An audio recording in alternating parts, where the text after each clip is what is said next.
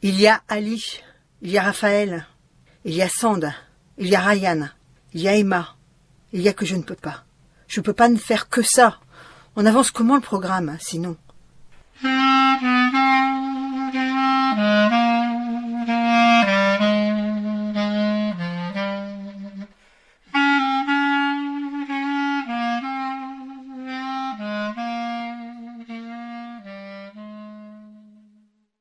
La revue Rue Saint-Ambroise et l'association Rue du Conservatoire vous proposent Abderrahman de Nathalie Barbaras. Lectrice Fabienne Gozlan. Musique Charlie Nelson.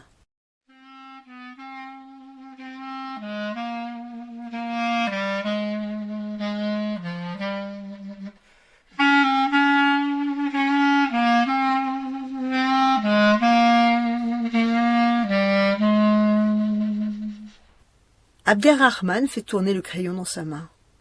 Il aime son mouvement régulier et il aime sentir la rugosité du bois mâchouillé déraper sur ses lèvres. Ça l'apaise.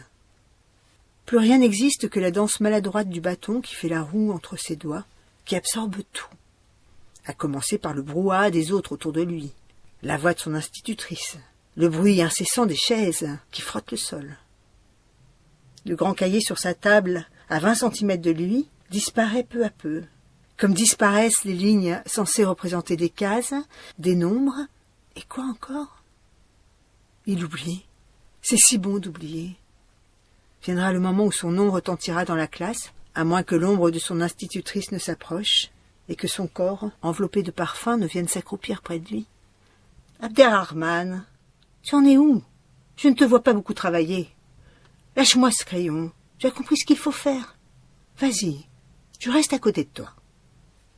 Bien obligé de s'y mettre, Abderrahman. Abdé, comme disent ses copains quand ils l'appellent dans la cour de récréation. Abdé, comme disait son oncle Idriss. Mais sa mère, non. Jamais elle ne l'a appelé autrement que Abderrahman, laissant traîner la fin de son prénom comme un long corridor rempli de son souffle, le souffle de sa mère quand elle le serrait contre sa poitrine, sur le bateau au-dessus de la mer. Alors, reprend la voix près de lui, dis-moi ce nombre. Abderrahman lit 73. C'est ça, continue la voix mêlée au parfum de vanille chimique. Maintenant, tu dois l'écrire en chiffres. Elle voudrait qu'il se mette au travail, mais il a tant de mal à se concentrer. Oh, il n'est pas le seul, pense la maîtresse. Les 3/4 de sa classe ont des problèmes d'attention. C'est effarant. En 10 ans, qu'est-ce que je dis? 5 ans. C'est fou ce que ça s'est aggravé. C'est fou comme les enfants ne parviennent plus à se concentrer. Il y a les écrans, mais elle est certaine que ça ne suffit pas à tout expliquer. Il existe tant de raisons de ne pas trouver le calme dans ce monde. L'agitation est partout, du matin jusqu'au soir. Elle, par exemple, quand elle rentre chez elle après sa journée de travail, elle tombe sur son lit. Elle tombe comme une bête qui n'en peut plus, sans force. Rien ne pourra plus la faire avancer. Ses gestes pèsent le poids de sa vie. Elle se couche de bonne heure, et le matin, dès la première sonnerie du réveil, son cœur se met à battre sauvagement. La peur s'élance en elle au moment même où tout lui revient. La journée va encore lui demander tant de courage. Pour le moment, elle doit puiser en elle la force de calmer l'impatience. Sinon, elle n'ose imaginer ce qui se passerait. Si elle cessait de tenir son corps, tenir comme on tient un enfant qui refuse d'avancer, tenir son esprit pour ne pas qu'il étouffe de colère et d'impuissance, retenir les paroles qui pourraient s'échapper en hurlant qu'elle n'en peut plus de l'agitation continue des enfants autour d'elle.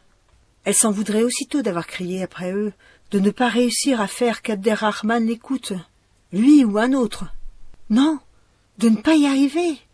On lui en demande tellement, toujours plus, sans lui en donner les moyens. On, les parents, le ministère, l'État, le monde entier. Et le matin, en longeant les couloirs miteux jusqu'à sa classe refroidie, plongée dans la pénombre, elle se demande pourquoi elle n'arrive pas à l'aimer plus, son travail. Pourquoi elle a peur que l'épuisement la consume peu à peu jusqu'à ce qu'elle devienne un petit tas de chair étalé sur le sol, rongé par l'amertume. Abderrahman s'applique. Son esprit est revenu dans la classe. Il ne pense plus à sa mère. Il pense à ce fichu 7 qu'il trace toujours à l'envers. La maîtresse lui a donné un ruban de papier avec des flèches pour l'aider à écrire les chiffres dans le bon sens. Il s'en sert tout le temps. Mais ce 7, avec son trait qui lui barre la jambe, lui donne beaucoup de mal. Et ne parlons pas du 5. Ah, celui-là, le 5, il ne l'aime pas. Il en est à la barre. Il faut la former aussi droite que possible, avec soin. Il aimerait bien lui aussi qu'un trait barre ses mauvais souvenirs. Un gros trait noir, bien épais, pour effacer, pour faire que ça n'existe plus, que ça n'ait jamais existé. La mer sous leurs pieds qui ondulait et cognait comme un dragon, et le noir de la nuit, les pleurs et la peur. Sa mère priant contre son oreille, les bras enfermés autour de lui. Il ne distinguait que le tissu de sa robe soulevé par la respiration saccadée. Il s'accrochait à cette respiration, au murmure des prières pour ne pas sentir le froid et les craquements de la coque, ne pas entendre non plus les cris des autres enfants, le mugissement des vagues, et le noir autour d'eux comme une gueule ouverte. Enfin, il a tracé le 7. Bon, il est un peu gros, encore un peu de travers. Il le voit parce que, à côté, il y a le cahier d'Iris. Et le cahier d'Iris est aussi beau qu'un livre de poésie. Jamais il ne pourra faire aussi bien. Il se demande comment elle s'y prend pour écrire ces armées de chiffres et de mots qui ressemblent à de jolies petites créatures. Il les imagine sortant en silence du cahier d'Iris pour venir dans le sien, s'installer sagement sur ses lignes à lui. Alors, la maîtresse ouvrirait grand la bouche. « Ah, mais c'est magnifique, Abderrahman !» Et tout s'arrêterait. Les longs cheveux châtains immobilisés dans leur balancement, ses yeux d'or sombres écarquillés, son teint pâle rendu plus pâle encore, presque translucide, et son corps tout entier suspendu. Alors pendant un instant, peut-être 10 secondes, on entendrait enfin le silence. Un vrai silence. Un silence qu'Abderrahman n'entend jamais, sauf depuis quelques jours. Depuis qu'ils ont emménagé dans un véritable appartement, avec de véritables pièces et une véritable chambre. Avec un miroir, devant lequel il aplatit ses cheveux avec de l'eau pour leur donner la forme qu'il souhaite, et vérifier sa chemise. Abderrahman a toujours aimé être bien mis. Il a beau n'avoir que 8 ans, c'est important pour lui. Il n'aime pas qu'une poussière ou une tache apparaisse sur son pantalon. Il les chasse d'un mouvement sec de la main. Parfois il continue à promener sa main sur le tissu avec douceur. Il la regarde tomber et se soulever, jouer sur sa jambe et frôler l'étoffe. Et l'effort est immense pour s'arracher à sa contemplation. Le crayon s'est remis à danser entre ses doigts. Bientôt il faudra le tailler et arrêter de le mâchouiller, sinon il va finir par se le casser. Il fait sa roue dans un sens, dans l'autre, maladroit, comme son 7. Abderrahman l'observe et il ne le voit plus. Il voit le visage de sa mère. Il pense à tout à l'heure quand il la retrouvera, elle et sa petite sœur. C'est grâce à elle qu'ils ont quitté le centre lorsqu'elle est née, il y a 6 mois. Awa, sa petite sœur. Ensuite, il a fallu attendre un peu qu'on leur trouve l'appartement. « Tu avances, Abderrahman ? Tu n'en es que là ?» Elle se retient encore pour ne pas crier qu'elle en a marre de lui, de devoir être sans arrêt sur son dos, de devoir le remettre en route toutes les 5 minutes. « Mais tu crois qu'il n'y a que toi ici ? J'en ai 26, 26 ! Tu entends ? Et pas le temps de m'occuper de toi tout le temps. Il y a Ali, il y a Raphaël, il y a Sand, il y a Ryan, et il y a Emma, il y a que je ne peux pas ne faire que ça. On avance comment le programme, sinon ? Hein ? On fait comment, putain ? Je fais comment, moi ? » La salle des maîtres est remplie de ses cris et de ses plaintes. On jette un cahier sur la table en levant les yeux au ciel. On se prend à témoin. Si les parents ne font rien aussi. Le cœur de la maîtresse bat plus vite et plus fort. Son sang coule à toute allure. Elle pourrait l'entendre comme une grosse rivière dégringoler à travers ses artères. Elle soupire, reprend son souffle. Elle a l'habitude. C'est devenu un réflexe de calmer sa respiration. Abderrahman a remarqué les lèvres pincées, presque mordues, et ses yeux, comme si elle s'était perdue, qu'elle cherchait son chemin. Alors il baisse la tête, le temps de rassembler ses mots, puis il se lance. Maman m'a fait travailler hier. Je suis un peu fort maintenant pour les additions. Un peu fort, il a dit. Pas fort, faut pas exagérer. Il sait bien qu'il n'est pas fort. Il n'est pas si bête. Il a dit un peu fort. Abderrahman est un peu un enfant. Un peu perdu. Un peu ici. Un peu ailleurs. Jamais complètement, non. Jamais complètement. La maîtresse lui sourit, un peu tristement. Un instant, on pourrait croire qu'elle va pleurer, mais elle est juste un peu fatiguée. Elle le regarde avec son sourire de 100 ans et répond que c'est déjà pas si mal, un peu fort. Ça le rassure qu'elle ne soit pas fâchée. Il va se concentrer, c'est promis, même s'il ne comprend pas très bien ce que ça veut dire. La première chose à faire, c'est de lâcher le crayon. La maîtresse lui répète « Abderrahman, concentre-toi !» Et sa mère aussi. Tu écoutes bien la maîtresse, tu te concentres, et tout ira bien. Il ne bouge plus. Il l'écoute, il la regarde, les yeux bien ouverts. Derrière lui, il entend les jambes et les pieds, il entend les bras et les mains, les bouches, les tables et les chaises. Il entend les chaussures. Et de l'autre côté du mur, un vent de voix dans la classe voisine. La craie, la maîtresse qui hausse le ton. Elle fait sûrement de grands gestes. Il entend tout, Abderrahman. Et il voit tout aussi. Il ne peut pas faire autrement. Il voit Isaac qui lui montre sa poche dans laquelle il a rassemblé ses cartes Pokémon. Il voit le sourire de Zach. Bientôt, ils courront dans la cour. Abderrahman est le plus rapide. Son corps est le plus agile. Il est plus petit aussi. Et puis viendra le moment où il poussera Zach par le bras, et Isaac et Brian. Il les entraînera dans le coin contre le grillage, à l'abri des cris, des bagarres, des insultes. Là, ils échangeront leurs cartes, ou ils joueront aux billes. Le temps est un autre temps, enveloppant, apaisé, avant que cette horrible sonnerie ne retentisse, qui leur déchire les oreilles, comme pour leur dire qu'apprendre est horrible et déchirant. Abderrahman voit et entend tout. C'est plus fort que lui. Ses yeux et ses oreilles se sont ouverts et ne se sont plus jamais refermés depuis le centre d'hébergement. Un ancien magasin de meubles avec 8 mètres carrés par famille, séparé par une paroi fine. La lumière y est allumée presque constamment. Il n'y a pas de jour et du bruit, même la nuit. Les respirations, les corps qui se retournent, les conversations, les chuchotements, les ronflements, les sanglots étouffés dans le noir. Ceux de sa mère, ceux des autres, écrasés contre les matelas dans la puissante odeur des corps. Les gens des services sociaux, de l'éducation nationale, les gens de la mairie, n'en croyaient pas leurs yeux. Certains murmuraient, incrédules et honteux, on dirait un poulailler. Il a gardé le bruit du centre dans les oreilles. Une respiration rauque, comme celle d'un animal qui ne dormirait jamais, et les éclats de lumière dans les yeux, à croire qu'ils se sont imprimés sur sa rétine. Il a encore le bruit du centre d'hébergement. Il sent encore son odeur de poussière et de transpiration mêlée aux produits d'entretien. Il suffit d'un rien, un raclement de gorge dans la classe, et son cerveau reconnaît. Le sol de la cantine, tout juste lavé de vieille eau, et son cerveau reconnaît. L'ampoule qui clignote dans le couloir, et son cerveau reconnaît. Il faut qu'il se concentre, il doit y arriver, ignorer tout ce qui danse et saute et crie dans sa tête. S'il y arrive, il aura de bonnes notes et une paire de baskets.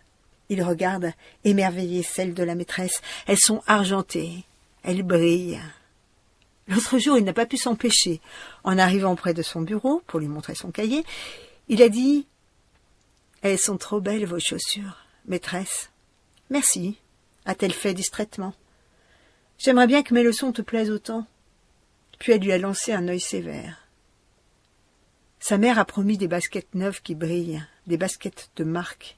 L'autre soir, elle lui a dit « Abderrahman, je dois rentrer tard pour mon travail. La voisine vous garde. Tu es grand maintenant. Tu fais tes devoirs comme je t'ai appris, avec sérieux. Tu peux jouer après et puis tu vas au lit et je serai vite là. Je viendrai t'embrasser pour que tu dormes bien. C'est important, comme ça tu seras en forme pour apprendre. Et je serai fière de toi. Je serai fière de mon fils. Tu te souviens de ce que je t'ai promis. Bientôt je prendrai une journée et nous serons tous les deux. Hawa restera chez la voisine. Nous passerons la journée ensemble. Je t'achèterai des baskets. Rappelle-toi. Mais en attendant, tu apprends les poésies, les mots de la dictée. Je la vois, je lui dis, la maîtresse. Je veux qu'elle me dise « Abderrahman est un garçon sérieux. Abderrahman travaille bien. » Elle lui caresse les cheveux en parlant. Il sent sa main sur sa tête, descendre le long de sa nuque. Il attend le baiser derrière l'oreille.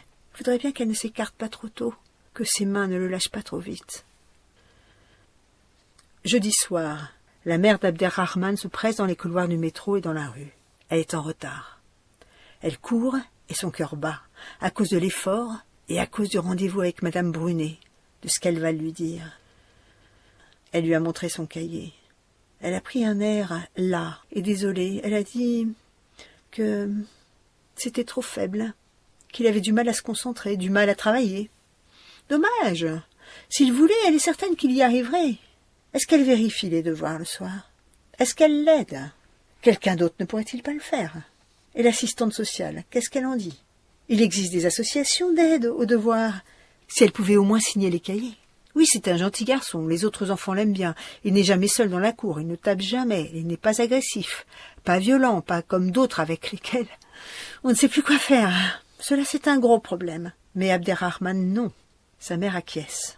Il est sérieux. Dès qu'elle peut, elle le fait travailler. Hier, il savait les mots de la dictée. Il a tout oublié, elle ne comprend pas.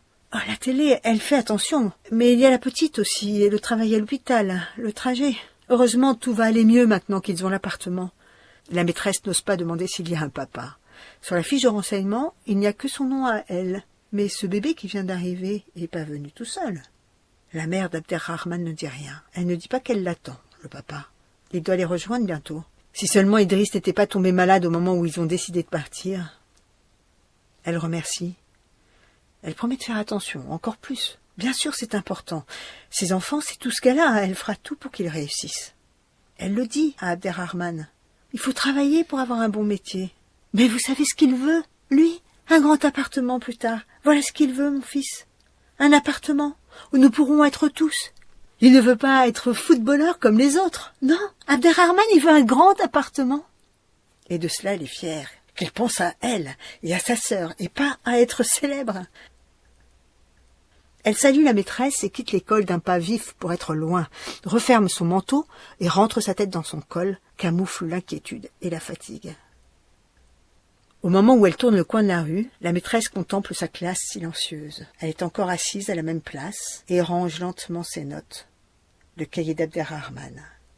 Puis elle regarde le soir de novembre, sans bouger, ses deux mains croisées sur la table. Elle revoit le visage, les yeux graves et sombres qui la fixent. Elle revoit la tache sur la manche du chemisier et l'inquiétude qui planait comme un oiseau lourd. Alors, sans prévenir, un sanglot monte du plus profond, aussi imprévisible qu'une pluie d'orage, un sanglot qui jaillit avant même qu'elle ait pu le retenir. La maîtresse, les épaules secouées de spasmes silencieux, presse ses mains sur sa bouche pour étouffer le chagrin qui la submerge et enferme sa tête entre ses coudes. Au même instant, Abderrahman rêve devant son cahier de leçons. Il entend la ville dans le lointain, la télévision allumée dans le salon de la voisine. Il sent la nuit couchée derrière les murs, épaisse et consolante. Bientôt sa mère sera là. Il se lève et va regarder par la fenêtre s'il voit sa silhouette avancer à pas rapides sur le trottoir. Lève les yeux au-delà des lampadaires, essaie de distinguer l'ombre de son père, faisant rebondir leur vieux ballon sur son genou en riant, dresse l'oreille pour entendre, bien après le périphérique, sa voix lui murmurait qu'il faut dormir, qu'il les rejoindra bientôt, et le vent chaud de l'Afrique chantait pour lui.